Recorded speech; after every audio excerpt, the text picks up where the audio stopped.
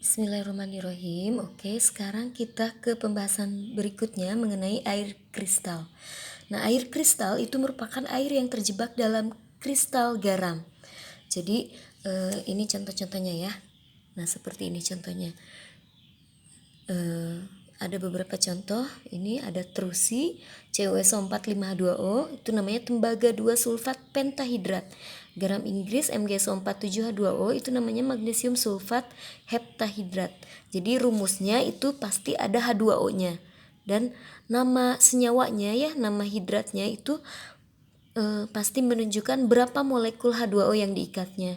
Jadi kalau molekul H2O-nya 5 itu berarti pentahidrat, kalau 7 heptahidrat, kalau 2 berarti dihidrat, dan seterusnya ya.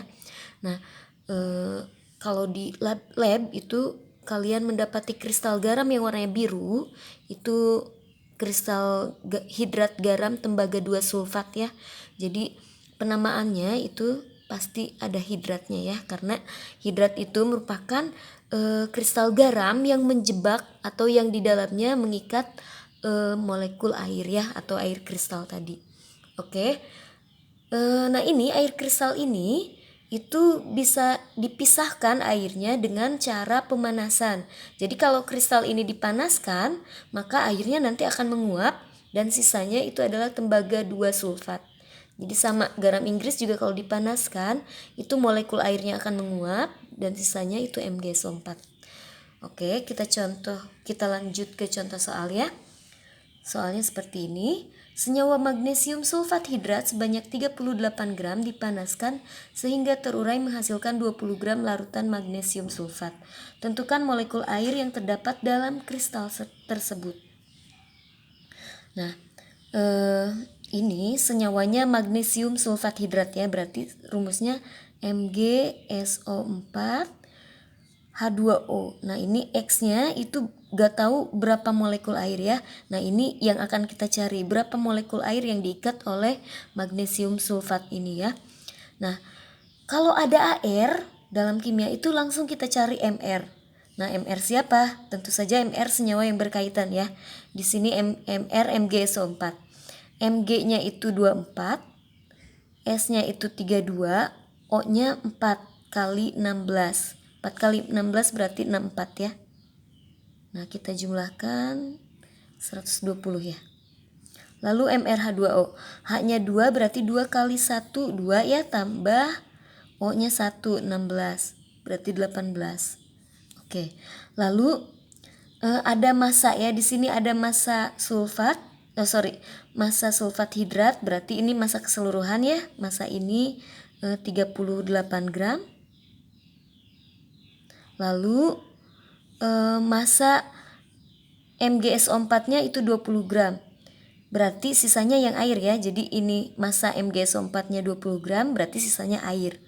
Nah, berarti massa airnya itu 38 gram, itu keseluruhannya, dikurangi 20 gram massa ini ya. Berarti 18 gram sisanya atau massa airnya. Nah, setelah ada massa, kalau dalam kimia, kalau ada massa, kalau ada gram ya, itu kita langsung cari mol. Maka di sini kita bandingkan molnya ya. Kita cari perbandingan mol. Oke, kita cari perbandingan mol MgSO4 dengan mol H2O ya. Mol itu kan rumusnya gram per mr ya. Jadi gram MgSO4 tadi dihasilkannya 20 gram. Berarti 20 per mr-nya itu 120. Lalu H2O, mol H2O itu gramnya tadi 18 gram. MR-nya juga 18 ya yang ini. Nah, berarti perbandingannya 20 per 120 itu 1 per 6. 18 dibagi 18 1 ya. Berarti perbandingan mol MgSO4 dengan H2O itu 6 banding 1 banding 6. Jadi MgSO4-nya 1, H2O-nya 6. Berarti yang diikat adalah 6 molekul air. Jadi rumusnya itu MgSO4 6H2O. Kita lanjut ke persentase unsur dalam senyawa ya. Nah, jadi persen massa itu rumusnya ya seperti biasa kita menghitung persentase ya, berarti massa unsur X per massa per MR semuanya ya. Jadi ini rumusnya, persen massa unsur X dalam senyawa itu adalah jumlah atom X kali AR unsur X dibagi MR senyawa kali 100%. Oke, langsung ke contoh soal saja ya. Berapa persentase massa unsur oksigen, berarti oksigennya ya, berapa persentasenya yang terdapat dalam senyawa Fe2O3. Maka yang pertama kita butuhkan itu menghitung MR senyawa Fe2O3 dulu ya. Oke, setelah dihitung MR Fe2O3 itu berarti 2 kali ARFE ya, berarti 2 kali 56, ini diketahui ya, ditambah 3 kali 16 karena oksigennya ada 3 ya, 3 kali 16 ARO-nya. Berarti hasilnya 112 ditambah 48 ya. Jadi hasilnya 160. Ini MrFe2O3. Lalu persen massa oksigennya jumlah atom oksigen kali AR atom oksigen. Nah, di sini sudah ada ya di penjumlahan yang tadi kita lakukan. Jumlah atom oksigennya 3, AR atom oksigennya 16, berarti 3 kali 16 48.